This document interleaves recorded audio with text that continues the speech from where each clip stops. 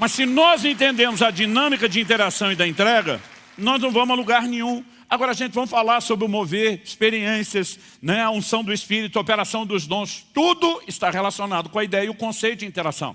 Atos capítulo 2, versículo 4. No dia de Pentecostes, quando a promessa de Deus, feita por meio de Joel, reforçada por meio de Jesus, se cumpre. O que aconteceu? Atos 2, 4 diz assim: todos ficaram cheios do Espírito Santo e passaram a falar em outras línguas, segundo o Espírito lhes concedia que falassem.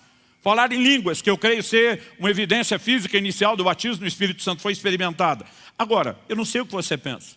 Quando me começaram a pregar sobre isso, eu olhava para isso com certo medo, com uma reserva, mas eu achava que o Espírito Santo ia entrar em mim, que ele ia pegar minha boca, que ele é que falaria, depois ia ficar me perguntando o que é que aconteceu. Mas não é assim que funciona. Se você olhar quem falou em línguas, a Bíblia diz que as pessoas que foram cheias do Espírito, elas passaram a falar em línguas. Quem fala em línguas somos nós. O que nós falamos, aí sim, a Bíblia diz, segundo o Espírito lhes concedia que falassem. Então ele concede o que falar, mas quem fala é a gente. Nunca se trata dele sozinho, nem da gente sozinho, sempre é interação. Agora, nessa dinâmica eu lembro, quando muitas vezes eu pegava as filas de oração, vamos buscar o batismo do Espírito Santo. E eu digo que o problema não é alguém orar por você e você não ser batizado logo no começo. O ruim é quando o da frente é, o de trás é, o da direita é, o da esquerda e você sobra.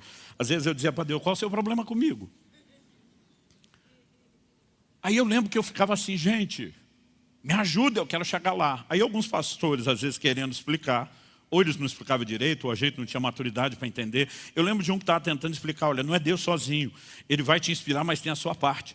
E aí, para explicar isso, ele citou um texto que me deixou as coisas mais confusas. Um texto lá do livro de Salmos, onde Deus diz, abre bem a tua boca e eu encherei. Ele está dizendo, tem sua parte e tem a dele. E eu fiquei um tempão lá, com a bocona aberta, chegava a doer o maxilar e não aconteceu nada. Né? Demorou para eu entender um pouco essas explicações. Espera aí, não é ele sozinho, não. Graças a Deus também não é a gente sozinho, também não. Quando falamos sobre os dons, 1 Coríntios 12, 2, o apóstolo Paulo diz com clareza, por isso quero que entendam que ninguém que fala pelo Espírito de Deus, profetizar significa falar por outro. Então ele diz que alguém pode falar pelo Espírito. Isso significa que quem está falando é quem profetiza. Mas o que ele fala é concedido por quem? Pelo Espírito Santo.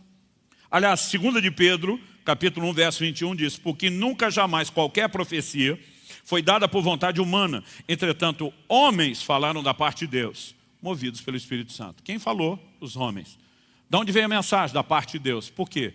Porque foram movidos, inspirados pelo Espírito de Deus. Em 1 Timóteo, no capítulo 4, no verso 14, nós vemos o apóstolo dizendo ao seu discípulo, não seja negligente para com o dom que você recebeu, o qual lhe foi dado mediante profecia, com imposição das mãos do presbitério. A palavra dom aqui é carisma. Está falando das manifestações do Espírito.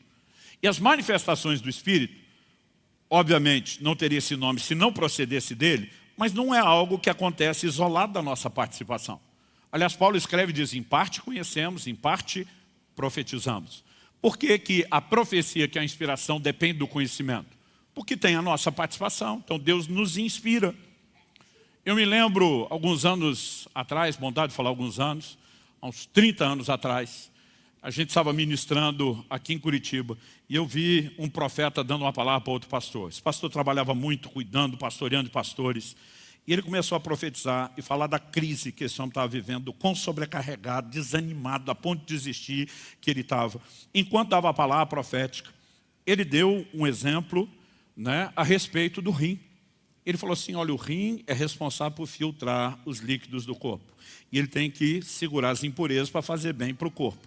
Mas se ele mesmo não tiver um processo de hidratação que o limpe, ele sobrecarrega e vai entrar em colapso.